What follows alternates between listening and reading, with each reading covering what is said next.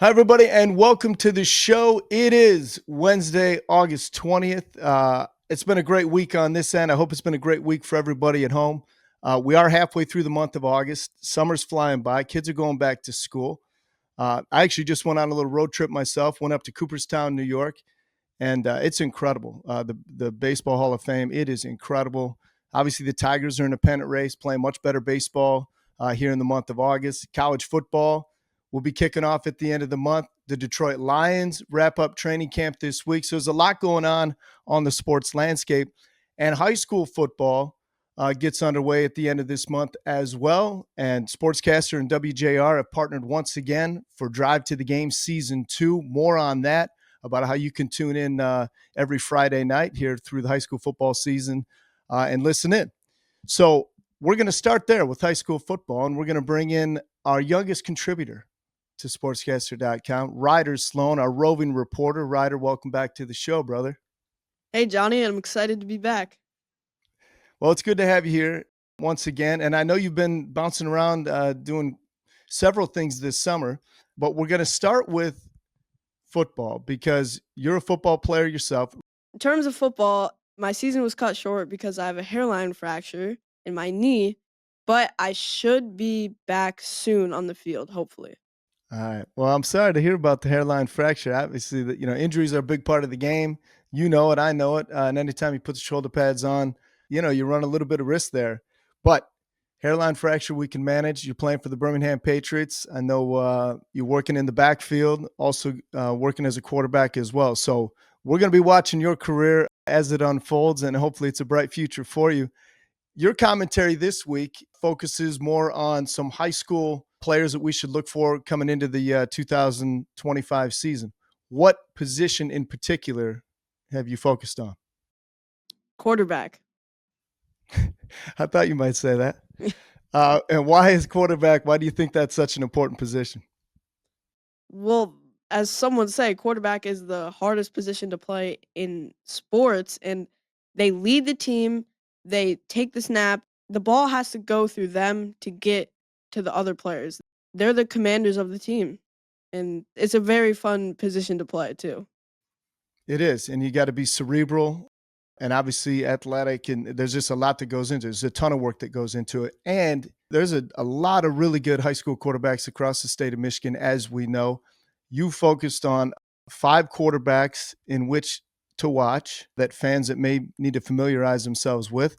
Let's listen in to Ryder Sloan's commentary on the 5 QBs heading into the upcoming high school football season. Have a listen.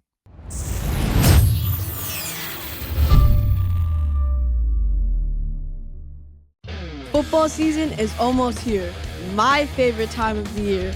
And today we're going to be looking at some high school players, but more specifically, top 5 high school quarterbacks in Michigan. The first guy on my list is a senior from East Kentwood. He's on most people's lists, and he's a guy to really watch out for. His name is Cade Kaufman. He's 6'2", 200 pounds, and he's committed to Michigan State.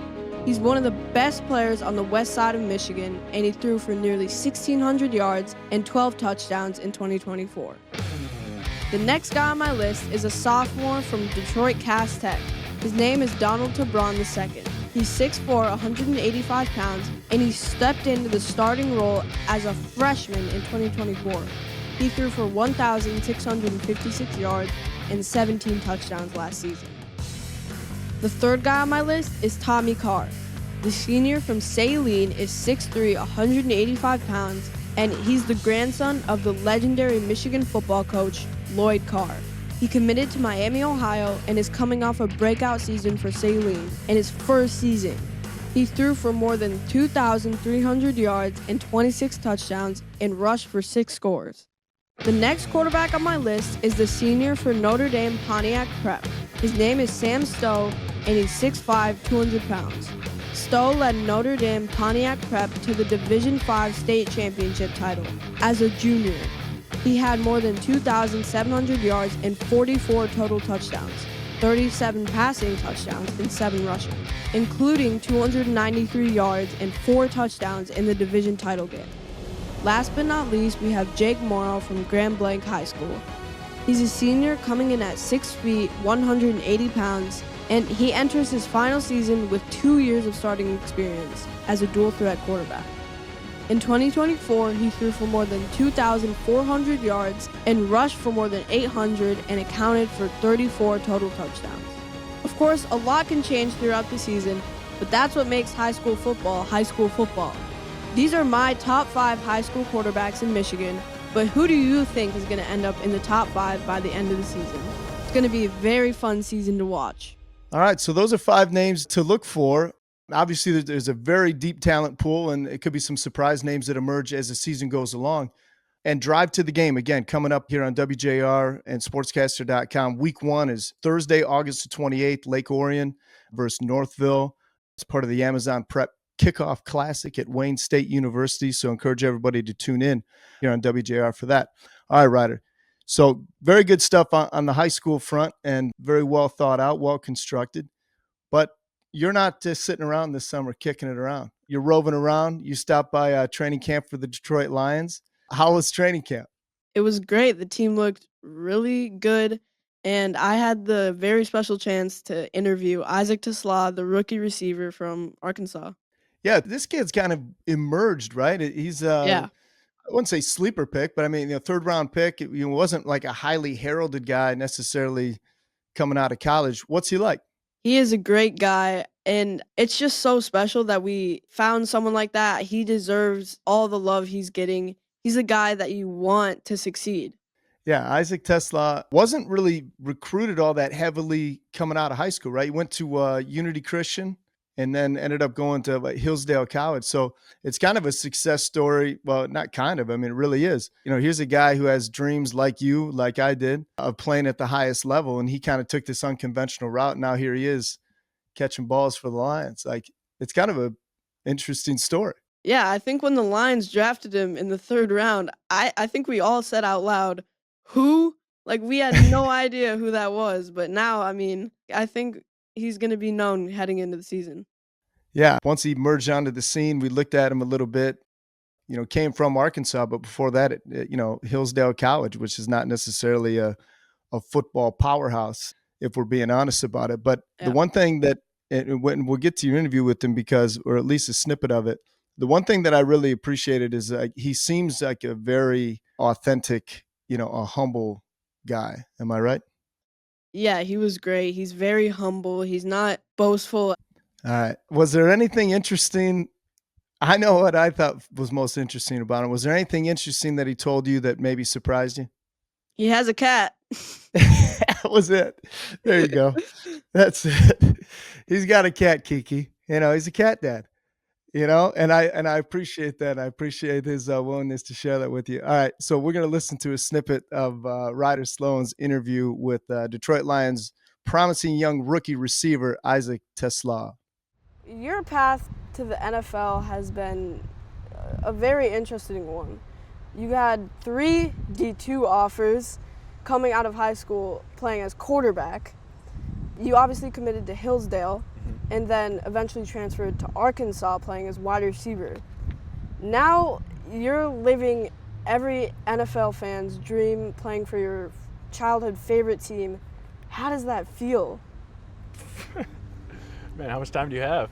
Man, I mean, it's amazing. I think about it, when I really sit back and think about it, just to be in this position, I'm so incredibly blessed by God and just by everyone around me. I have countless people supporting me back home and lifting me up in prayer every single day, and I think that's just been the biggest thing for me. I didn't have, everything didn't really go my way in my college career the way I wanted it to, but I just trusted God's plan for my life, and He's been very faithful to me, and just to be in this position, I think is a testament to His faithfulness in my life. All right, so that's just a brief snippet of the interview, the one-on-one that you, Ryder, did with Isaac Tesla. And I'll tell you what, so if you want to listen to the rest of the interview, go to Ryder's channel on sportscaster.com and just search for it there. But the part I really liked about it, man, is things don't always go the way we have planned or that we have charted out. And faith is a big part of his life. And sometimes a hug from mom can carry you through some difficult times, Yeah, it was a great answer and a very relatable one. Yeah, it's exactly right. Whether you're playing for the Birmingham Patriots or the Detroit Lions, sometimes when you have a bad day, it's okay to get a little hug and move forward.